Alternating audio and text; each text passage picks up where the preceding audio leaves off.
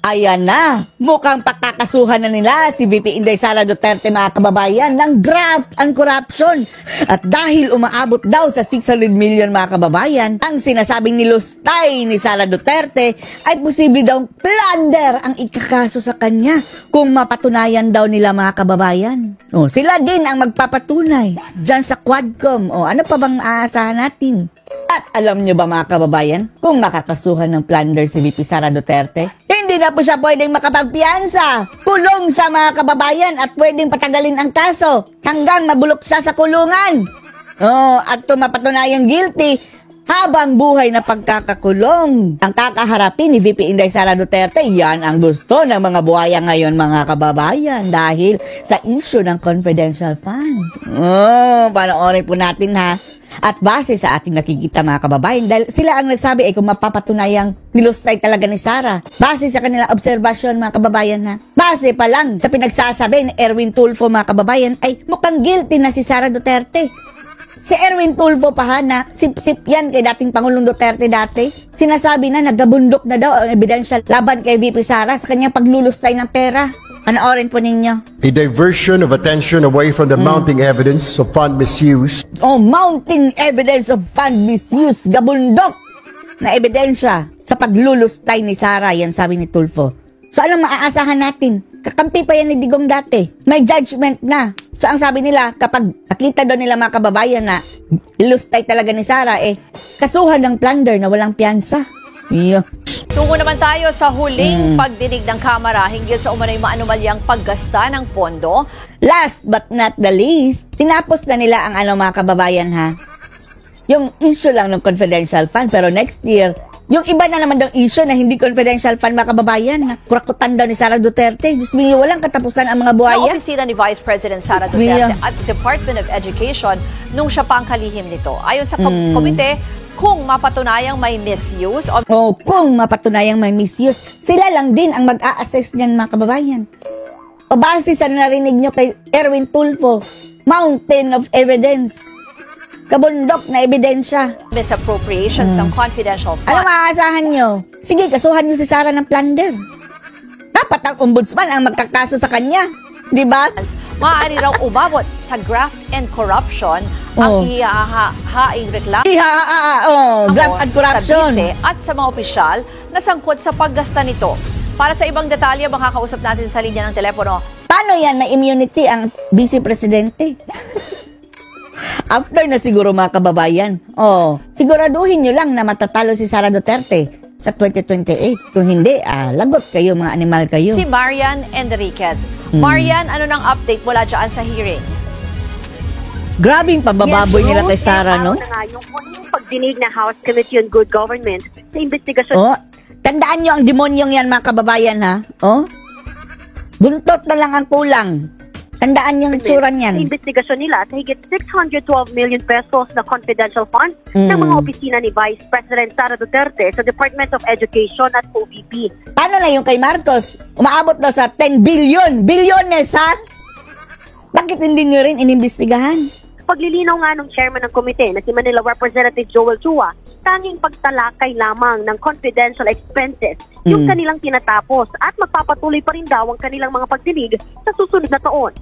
Dahil yun lang mga kababayan ang kailangan doon sa magsasampa ng impeachment case. Sila ang ginawang reference. Ito'y para pag-usapan naman yung iba pang umunoy maanumalyang issue tulad ng DepEd computerization program. Grabe, inaudit talaga si Sara mga kababayan. No? Lahat ng ginawa ni Sara mga kababayan, kinilatis ng mga buhaya. Samantala, sa year-end report ng mga miyembro ng komite, base sa mga nakitang irregularidad, irregularidad! Daig pa nila ang COA mga kababayan na nasabi irregularidad. Samantala ang COA, walang nakitang irregularidad. Tunayan ngang may misuse o misappropriations ng confidential funds, maaari raw umabot sa graft and corruption ang ihahaing reklamo sa bisi at mga opisyal na sangkot sa paggasta nito. At kung 612 million pesos sa pinag-uusapan, malinaw na papatak din ito sa plunder. Plunder! Ito tulad ito ni mga kababayan, ni Jinggoy, nila Enrile, Bong Revilla, di ba nakulong sila? Ganyan siguro ang gagawin nila kay Sara mga kababayan. Nakalabas na si Jinggoy at si Bong Revilla, nang lakas-lakas pa ng ebidensya laban sa kanila mga kababayan. At Nahatulan pang guilty si si Jingyo Estrada ng bribery. Nakalabas na, eto pa si Sara na pilit ng mga kababayan na ginagawan-gawan nila ng kaso, ginagawan-gawan ng issue. Ano kaya pinagbasehan nila na napatunayang guilty?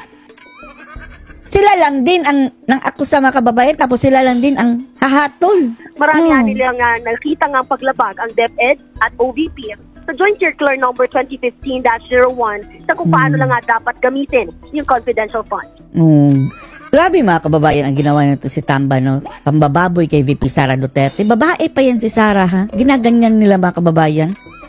Mabuti na malakas ang loob nitong si Sara mga kababayan. Kundi yung iba yan, baka nag-trample na mga kababayan from within. Nawala na sa sariling katinoan mga kababayan. Lahat ng ahensya ng gobyerno nakatutok sa kanya.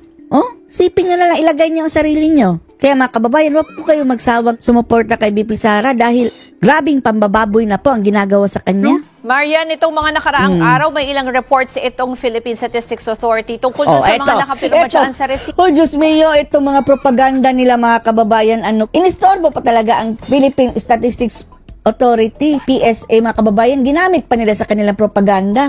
At ito ring media mga kababayan, alam nila na ang mga ito pinahanap talaga nila yung tao, Mary Grace Piatos at marami pang iba mga kababayan. Alam nila na hindi naman mga totoong tao yan, mga alias yan Dahil yan mismo ang nakasaad sa batas dahil confidential fund at hindi pwedeng ilantad ang totoong pagkakakilanlan dahil it's a matter of security. Mapapahamak mo ang tao, hindi nga kailangan ng resibo. Tanungin mo ang ombudsman. Mabuti pa nga ito si Sara ay mayroon pa siya mga alias-alias dyan. Hindi talaga yan makikita doon sa PSA dahil hindi naman yan mga alias yan At nakasaad po yan sa batas. Tapos ngayon mga kababayan, nanlin lang. Ipapalabas sila sa media mga kababayan. Gumagawa-gawa ng mga tao ito si Duterte, si Sara Duterte. Tapos para maging legitimate yung kanilang mga akusasyon mga kababayan, gumamit ng ahensya ng gobyerno, PSA. Wala ka talagang mahanap dyan. Tapos itong media, alam naman nila. Binalita pa rin at wala pong justification mga kababayan.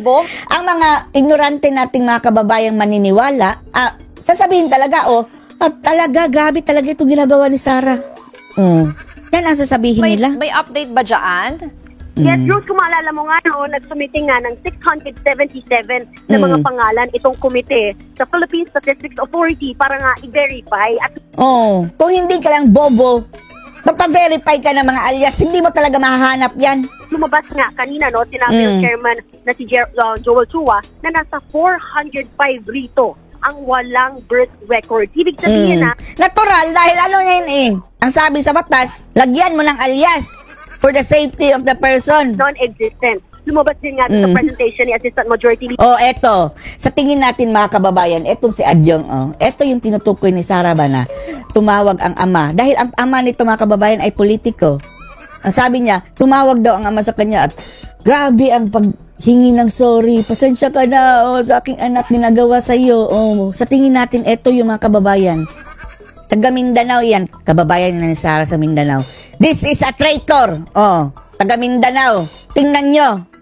Taga Lanao. Ginagawa ng inyong congressman kay Sara Duterte. Papayag kayo niyan? Ito mga tao, ito mga walang utang na loob mga kababayan. Traidor ito sa Mindanao. Taga Mindanao. This is a traitor. Solid ang mga Mindanao sa taga Duterte mga kababayan Dahil alam naman natin napapabayaan niyang Mindanao. At dahil sa mga Duterte, nakatikim ng konti ang Mindanao mga kababayan. Tapos ito ang isusukli ng ungas na to. Leader G. Alonto Adyong na may nakita sila acknowledgement receipt na magkaibang Kung sino man ang tatay nitong si Adyong, bakit hindi mo mapagsabihan ng anak mo? Ginagamit na mga kababayan, tool para sirain si VP Sara Duterte? Halan, ito nga si Sally Verdon na mula sa Surigao City at Sheila Dado na mula naman sa Digo City. Pero magkapareho yung kanilang pirma. Big deal silang pirma doon sa... Hindi nga kailangan ng resibo. Meron pang resibo na nakapangalan sa isang Alex Crescencio na tulad ng kaso yan lang ang isipin mo mga kababayan. Dahil sa nature ng confidential fund, hindi na kailangan ng resibo. At kung may resibo man, dapat confidential ang mga pangalan. Gagamit ka ng code name, para maprotektahan yung taong ginamitan mo ng confidential Opo, fund. Kung maalala nga ninyo, pare-pareho ang pangalan, pero magkakaiba naman yung mga lagda. Sana nilagay yan Lisa Araneta Marcos, Bongbong Marcos, o code name Bongbong Marcos. Kahit ganyan, tatanggapin yan ng COA. Mga bulok itong mga taong ito, mga kababayan. Ano? 3 resibo. At ang mga lugar, At maniniwala din ang mga ignoranteng mga loyalustay niyan, mga kababayan. magkakalayo rin. May Iligan City, Sana nga hindi maniwala din yung mga Duterte supporters sa ilan. Ipaalam nyo sa kanila, mga kababayan, na ang batas mismo ang nagsaad na hindi na kailangan ilagay ang tunay na pangalan dyan. Hindi nga kailangan ng resibo. at pinirmahan sa Pasay City. Kaya git nga niya yung fabricated o tila dinoktor lang talaga ang mga resibong ito para i-justify yung Yan na. Yan na ang purpose sila, mga kababayan. Para ipalabas na kinurakot ni Sara. confidential expenses ng mga opisina ng CBP, Sara. Ipagpapatuloy nga Sapat ulit din yung si Akop, pagdinig ng Good Governance Committee sa susunod na taon. Yan muna ang latest. Yan ang latest. Anong masasabi niyo dito, mga kababayan? Na posible nang pakasuhan si Sara ng plunder? Post your comments below.